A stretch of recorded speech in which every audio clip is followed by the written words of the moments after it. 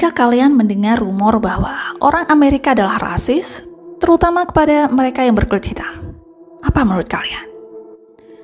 Inilah sejarah kenapa perang saudara antar ras di Amerika bisa terjadi.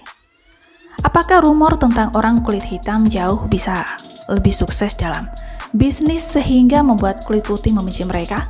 Itu benar? Perang saudara Amerika berakhir pada tahun 1865. Dan tahun-tahun berikutnya, terlihat rekonstruksi pembentukan kepemilikan properti kewarganegaraan dan hukum kesetaraan bagi orang kulit hitam di Amerika. Dengan prestasi tersebut, warga kulit hitam mulai berpartisipasi dalam pemilihan dan menjalankan pemerintahan yang melayani mereka. Tapi, ini adalah masalah besar untuk supremasi kulit putih dan bagi beberapa yang ingin mempertahankan kekuasaan politik mereka. Pada tahun 1898, politik dan rasisme bergabung untuk meluncurkan satu-satunya kudeta yang paling berhasil dalam sejarah Amerika. Dan mereka dengan berani melakukannya di tempat terbuka. Hari ini kita akan melihat bagaimana supremasi kulit putih di North Carolina dilakukan di Amerika adalah kudeta yang berhasil. Kudeta Perang Saudara memecah sebagian besar Amerika Serikat sebagai belahan selatan yang berantakan pada era rekonstruksi. Dan negara akan mencoba untuk membangun kembali daerah selatan dengan cara itu. Akan memberi wilayah bagian tempat di masyarakat, tetapi tidak semua orang pro dengan kebijakan itu. Pada tahun 1894, Partai Demokrat telah kehilangan kekuasaan selama 20 tahun pada posisi lokal negara bagian dan federal.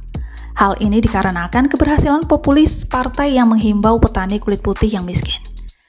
Dan Partai Republik lebih disukai. Karena pesta warga kulit hitam yang memiliki kebebasan. Kedua fraksi ini bekerja sama sementara tujuan mereka selaras menciptakan apa yang disebut fusionisme.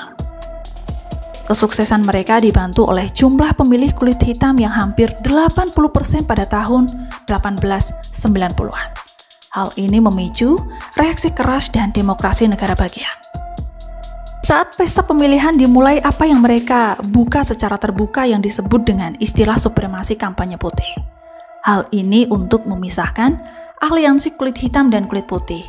Itu sama mengerikannya seperti kedengarannya.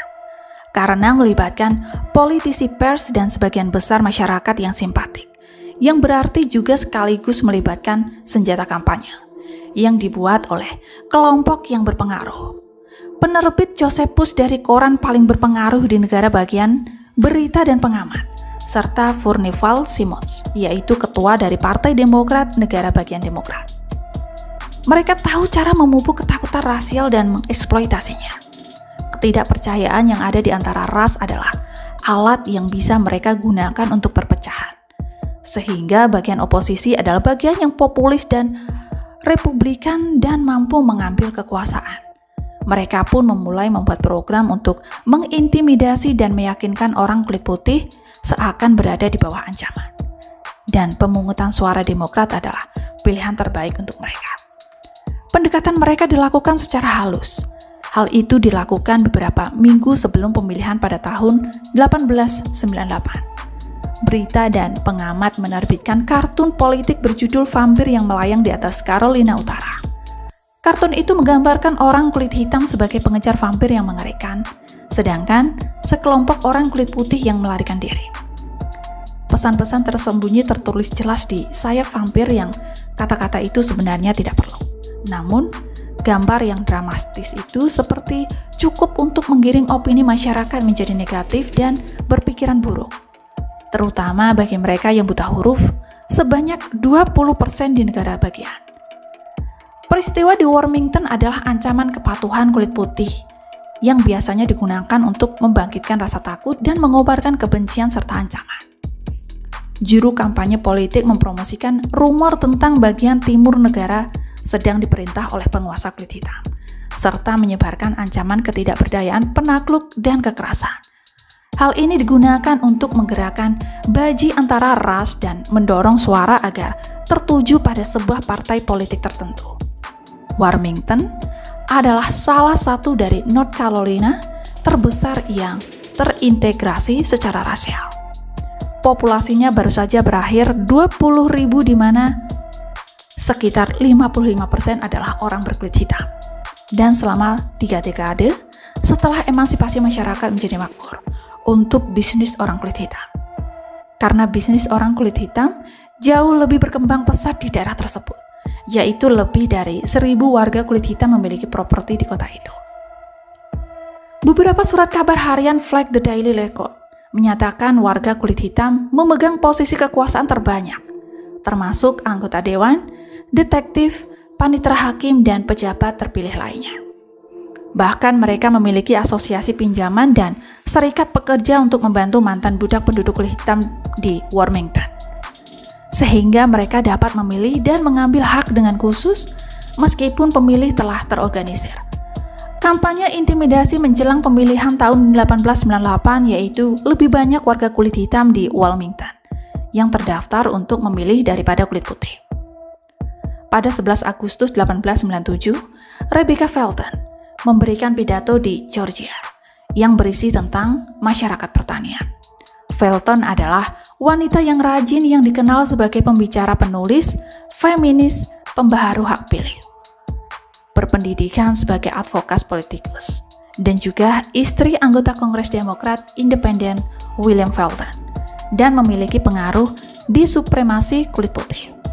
Ia menyampaikan dalam kampanyenya bahwa wanita di pertanian menghadapi banyak bahaya serta ancaman yang lebih besar yang berasal dari pemerkosaan oleh kulit hitam, serta menyatakan bahwa jika orang kulit putih tidak bisa melindungi wanita, dan Felton punya solusi untuk itu, yaitu dengan menghukum mereka dengan hukuman mati. Partai Demokrat memiliki sedikit keraguan untuk mengeksploitasi ras untuk memenangkan pemilihan, dan pidato Felton adalah bagian lemah dari kampanye mereka.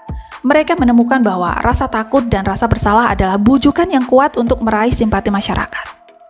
Dan mereka menggunakan kombinasi itu di seluruh negara bagian yang mengarah ke atas untuk pemilihan pada tahun 1898. Pada musim gugur di Wellington, messenger koran yang setia pada Partai Demokrat menjalankan editorial yang menyatakan bahwa orang kulit putih Caroline Utara harus ras yang sama dengan mereka dan jika tidak memilih maka mereka dianggap ilegal.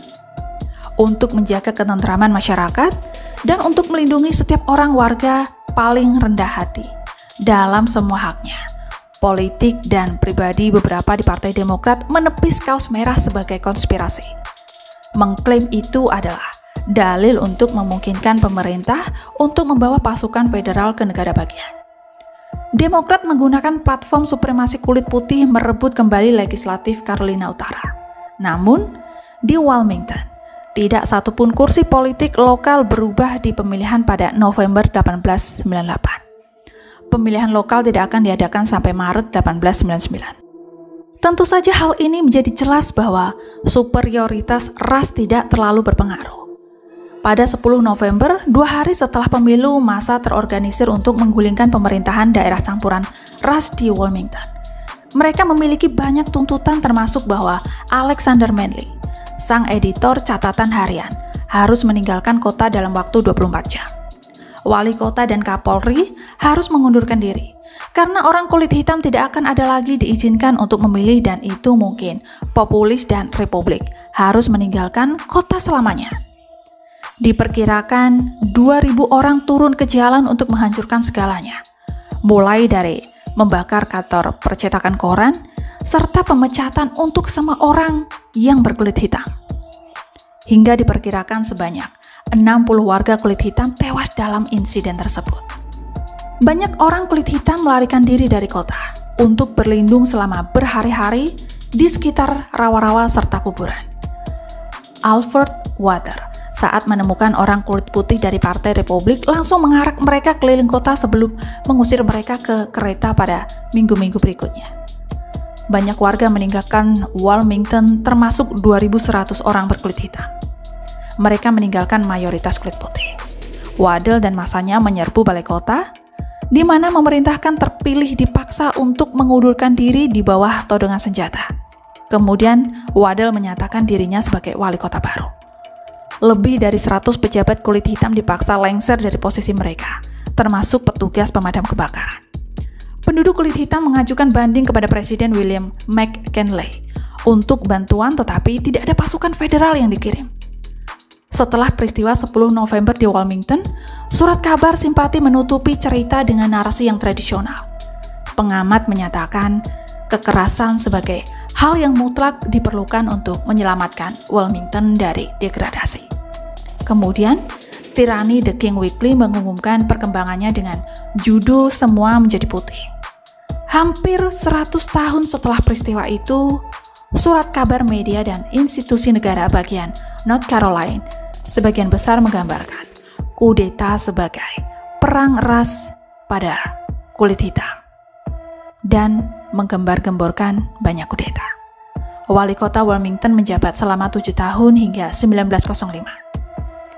Pada tahun 1877 baru mulai dibongkar keputusan pengadilan untuk membatalkan keputusan tahun 1896. Dan kenyataan semuanya adalah setara. Saya Tini, sampai jumpa lagi di bahasan menarik lainnya.